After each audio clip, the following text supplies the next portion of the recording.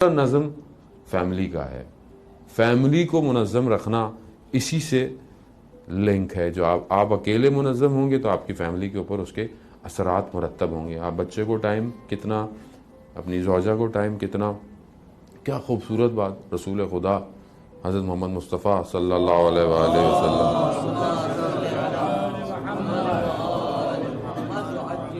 جب مولا کائنات حضرت سیدہ کی شادی ہوئی تو بڑا زبردست بی بی کہتی ہیں میرے والد محترم نے مجھے گھر کو منظم اور گھر کو چلانے کا ایک فارمولہ دیا. کیا دیا؟ کہ علی باہر کے کام تمہارے ذمے ہیں اور گھر کے کام فاطمہ کی ذمہ داری ہے. بی بی کہتی ہیں میں اتنی خوش ہوئی اور اتنا بہترین انہوں نے ہمیں سسٹم دیا کہ تاکہ میری ذمہ داری وہ نہ ہو جو ایک مرد کے کام ہے. وہ بہت خوش ہوئی اور گھر کے سارے امور کو یہی دیکھا کہ آپ زندگی میں سارے گھر کے امور بی بی کے تھے.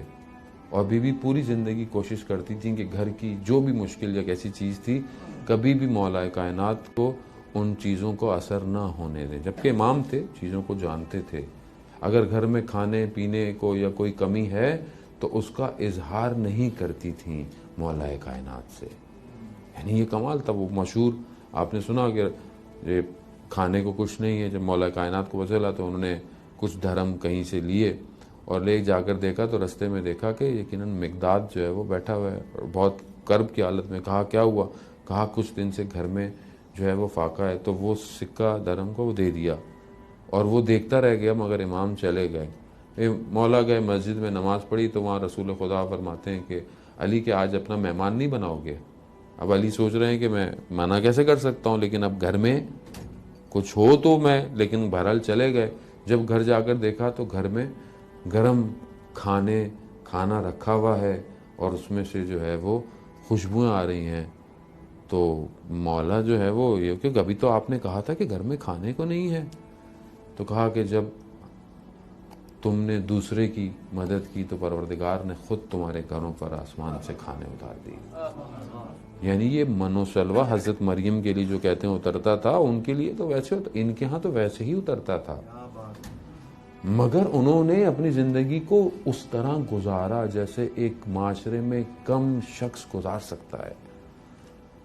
یہ ہے لیڈر کی خوبی، یہی ہوتی ہے. عزیزان محترم اتنا ہی گوشت کھاتے تھے کہ جتنا ایک کم تر شخص گوشت کھا سکتا ہے. کل کو یہ نہ بولے کہ رسول خدا تو بڑے مزے کرتے ہیں اور ہم فقیر ہیں. نہیں، کسی نے اتنا فقر نہیں گزارا جس طرح اس گھر نے گزارا ہے.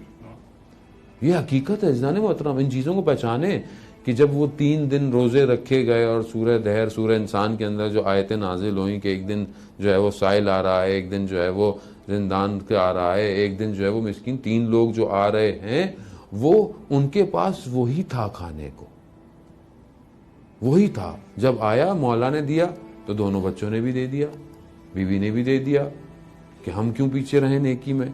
پانی سے روزہ کھولا. پھر دوسرا دن آیا، پھر بنایا، پھر پانی سے روزہ. یہ حقیقت ہے. نہیں تھا کچھ ہوتا، خدا نہ خواستہ ایسا نہیں تھا کہ یہ سچے اور صدیقین ہے. قرآن کہہ رہا ہے کونو ما صادقین، سچوں کے ساتھ ہو جاؤ. یہ سچے ہیں. ان کیا نہیں تھا ایسا کہ دکھاوا کر رہے ہیں، نہیں تھی چیز. زندگی کو مگر ایک ایسے نظم سے گزارا، اتنا بہترین نظم اختیار کیا. کیا خوبصورت بات کی امام خمینی نے اس گھر کے بارے میں کہ کل ویسے بھی انقلاب اسلامی کی جو ہے وہ سالگرہ ہے اور واقعاً یہ انفجار نور تھا جو پوری دنیا میں جا کے پھٹ گیا. میں بہت سارے لوگ ہمارے وہاں پر جوان پڑھنے آئے. ایک آسٹریلیا سے جوان پڑھنے آئے جو کرسچن تھا. وہ کہتا ہے کہ میں نے ٹی وی پہ امام خمینی کی صرف تصویر دیکھی تھی اور نیچے لکھا ہوا رہا تھا کہ یہ غلط ہیں، یہ ہیں، وہ ہیں، جو پروپیگنڈا ہے میڈیا کا. مگر کہتے ہیں اس چہرے نے مجھے اتنا کھینچا کہ میں مجبور ہو گیا ریسرچ کرنے پر. کہتا ہے ریسرچ کرتے کرتے کرتے وہ مسلمان ہوا، شیعہ ہوا اور آ کر حوضے میں پڑھنے لگ گیا. یعنی ایک تصویر. کیوں؟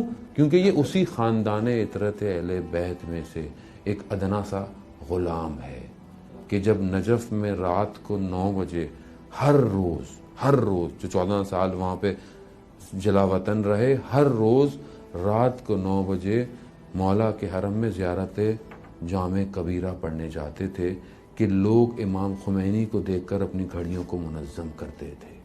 اتنا نظم پایا جاتا تھا. یہ نظم تھا. ایک دفعہ طوفان بارش کافی ہوئی تو ان کے بیٹے نے بولا کہ بابا جانے کی کیا ضرورت ہے, یہیں سے پڑھ دیں, یہیں سے مولا کو پڑھ دیں. کہا نہیں, ہم سے عام لوگوں کی طرح در و دیوار کو چومنا مت چھینو, ہمیں ویسے ہی رہنے دو جیسے عام لوگ. عزیزان, امام خمینی کہتے ہیں کہ مدینہ میں کوچے بنی ہاشم میں یہ جو چھوٹا سا گھر تھا, اس گھر جو کہ حضرت سیدہ کا گھر تھا, اس نے دنیا کو 3 بڑی چیزیں دی. ایک علی ابن ابی طالب, ایک حسن, ایک حسین. یہ چھوٹا سا گھر تھا جس نے دنیا کو یہ دی, آخرت تک کی دنیا.